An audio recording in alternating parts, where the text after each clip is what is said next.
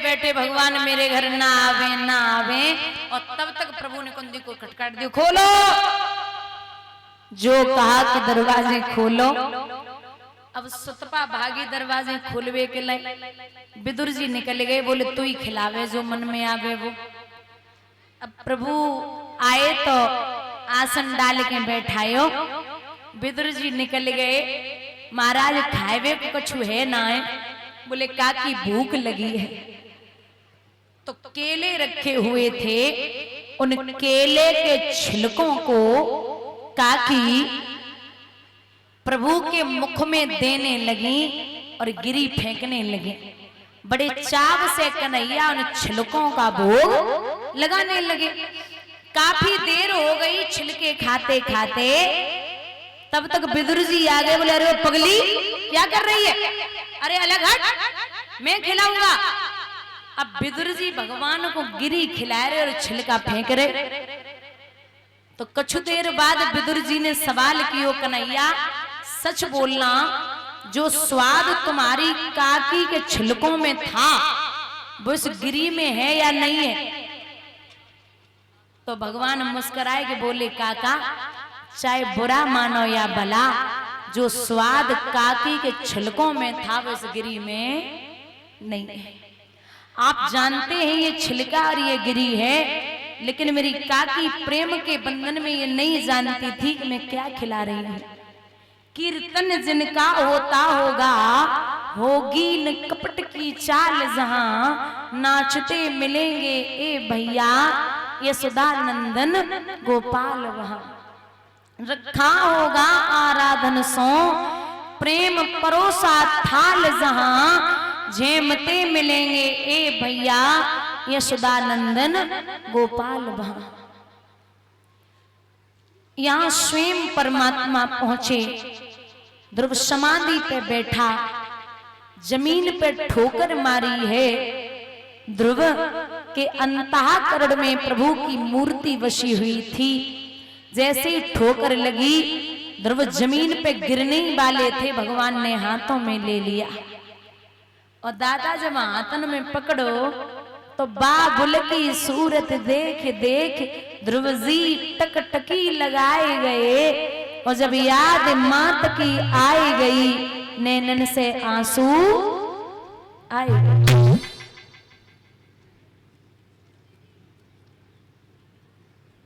ध्रुव जब रोए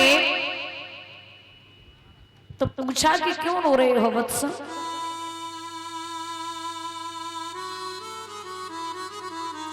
बोले मां की याद आ रही है। अरे तो देर हो गई आने में? बोले नहीं माधव,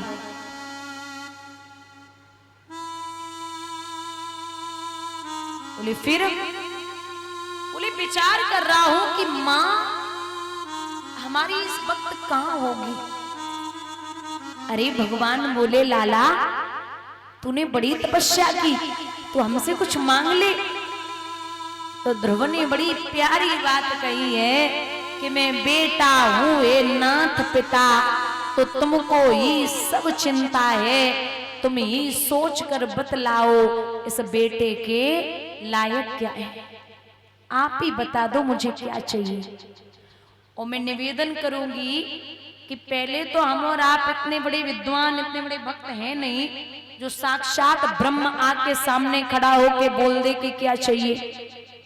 बाई चांस मान लो आ जाए भगवान और ये कहें कि आपको क्या चाहिए, तो कभी भी सोना चांदी धन दौलत हीरे मोती मत मांग बैठना।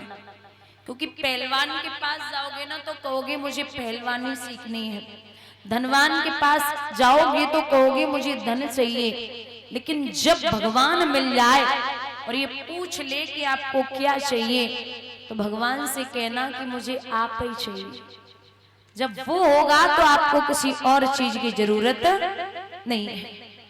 एक प्रसंग आपको सुनाती हूँ रामचरितमानस का, कि जिस समय राम जी लंका से विजय प्राप्त करके आए थे, तो दादा विभीषण को लंका का राजा, पंपापुर का राजा सुग्रीव को, और स्वयं प्रभु अवधपुरी के राजा बने थे। लेकिन जो मैंने इसमें जो भगवान के भक्त हैं जिन्होंने इतना बड़ा काम किया, पर्वत उठाया, लक्ष्मण के जब शक्ति लगी बूटी लेके आए, अनेकों काम किए, लंका पे पूरी लंका में आग लगाई, कौन है वो? हनुमान जी। मतलब सबको राजगद्दी मिल गई, किसी ने कुछ मांगा, किसी ने कुछ मांगा, लेकिन वीर ने कुछ भी नहीं मांगा। मैंने कल भी बोला, एहसान नहीं जताते थे वो हनुमान, जो अपने मान का हनन कर ले उसे हनुमान कहते हैं। एक दिन राघव बैठे तो इशारा करके बुलाया, इधर आइए जी। बोले आप सबने मांगा, आप भी कुछ मांग लो। बोले नहीं प्रभु मुझे कुछ नहीं चाहिए। अरे बोले कुछ तो मांगो, कहां का पद दे दें, कहां का पद, कहां का पद दे दें। तो हनुमान बोले प्रभु जहां पद होगा वहां मद जरूर होगा। मद माने घमंड, अहंकार। बोले जहां पद होगा वहां मद जरूर होगा। बोले फिर कहा कि गद्दी दे दें। अरे बोले इस गद्दी से तो दूरी रखो, जितने जो गद्दी वाले हैं सब भूत बड़ी जल्दी बनते हैं। बोले क्यों?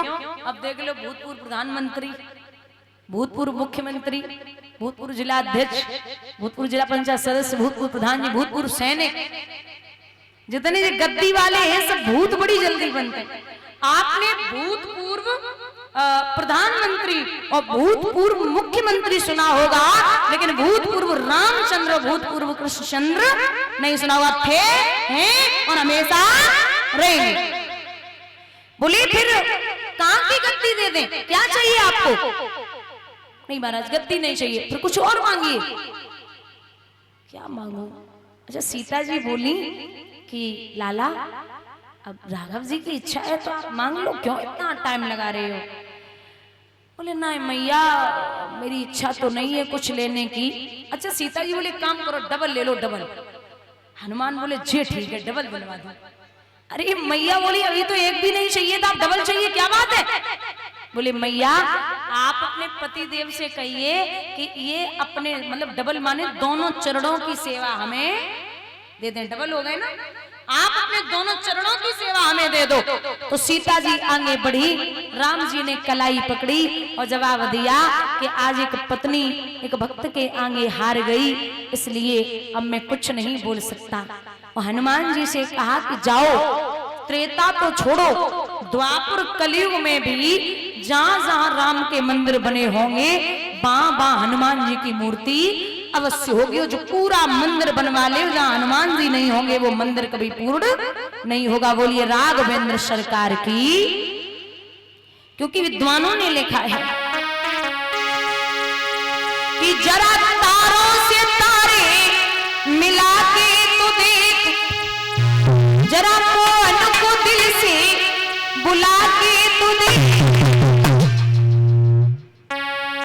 हो प्रभु खिंचे हुए बंधे हुए चले आएंगे, हो प्रभु खिंचे हुए बंधे हुए चले आएंगे, हो प्रभु।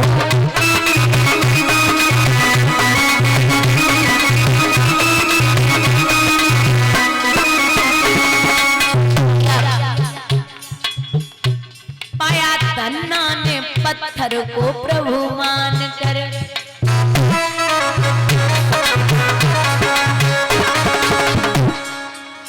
सबने एक नाम सुना होगा धन्ना सेठ का।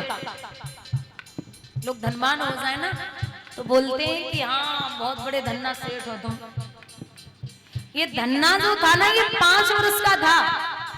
गांव में एक महात्मा आए तो संतों के पास या फिर लड्डू गोपाल रहते या सालिग्राम की मूर्ति रहती है। तो सालिग्राम जो होते ना वो एकदम बढ़िया पत्थर से एकदम चिकना चिकना सा पत्थर बहुत बढ़िया लगते। तो पत्थर था, वो सालिग्राम नहीं थे। तो धन्ना सुबह सुबह उठा, 5 साल का, ओ संत जी पूजा कर रहे थे, भोग लगा रहे थे, पत्थर की पूजा कर रहे थे। तो धन्ना को बड़ा बढ़िया लगा। धन्ना विचलित हो गया, बोले मुझे यही चाहिए। संत जी उनसे बड़े विचलित है गए, बोले मैं नहीं दूंगा। तो धन्ना जब शाम को सो गए तो संत जी से मैया ने जवाब दो, बाबा तुम निकलो, हम अपने बेटे को समझा लेंगे। तो सुबह ही सुबह दूर से एक वैसा ही पत्थर मैया ने उठाया और 5 बजे सुबह सुबह दरवाजे पे रख दिया। धन्ना आंखें खोल के उठे, बोले संत जी का? बोले वो तो चले गए, भगवान जी तुझे दे गए। अब वो जैसे ही धन्ना ने देखा बड़ा प्रसन्न हुआ, बोले सुन, वो तुझे पता है ना संत जी क्या करते थे? बोले मैया क्या करते थे? बोले भोजन खाते थे तो भोग लगाते थे, और भोग लगाने के बाद फिर पूजा पाठ इत्यादि स्नान सब कुछ करते थे। धन्ना बोला मैं खुद कर लूंगा। तो पंचामृत से स्नान कराता, भोग लगाता, अगरबत्ती लगाता, पूजा करता, धीरे धीरे शादी के योग्य होने लगा। एक दिन बाप ने बोला कि काम तो कुछ करता नहीं है, खेत की बुवाई होने को है, जा गेहूं की बोरी ले जा, खेत बो के आ। ठीक है। अब धन्ना ने 2 बोरियां ली और लेकर के चला। रास्ता से 15-20 संत निकल रहे। बोले लाला का नाम है? बोले धन्ना। इसमें क्या है? बोले गेहूं है। बोले अच्छा, मैंने 10-15 दिन से भोजन नहीं किया, थोड़ा सा कुछ व्यवस्था हो जाती तो ये गेहूं आप हमें दे देते, मैं आटा बनवा के रोटियां बना लेता। धन्ना बोले जैसे हमारे वैसे तुम्हारे, सब अपनों ही है, ले जाओ। दोनों बोरी संतों को पकड़ा दी। अब धन्ना बोले घर पे जाके मार पड़ेगी। तो 2 बालू की बोरी भरी और भर करके पूरे खेत में बो के आ गया। अब बालू से तुम खेती उपजती, घर पे आए गए।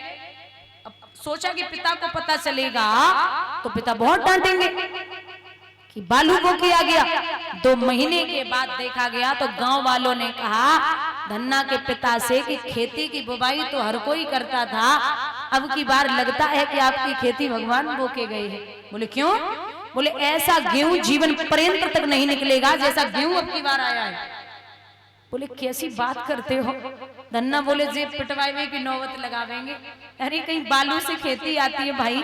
पिता खुद 3 महीने बाद देखने पहुंचा तो सच में इतना गेहूं है, इतना गेहूं है। जब गेहूं निकला है उसमें से तो धन्ना ने उस गेहूं को बेच के और गेहूं का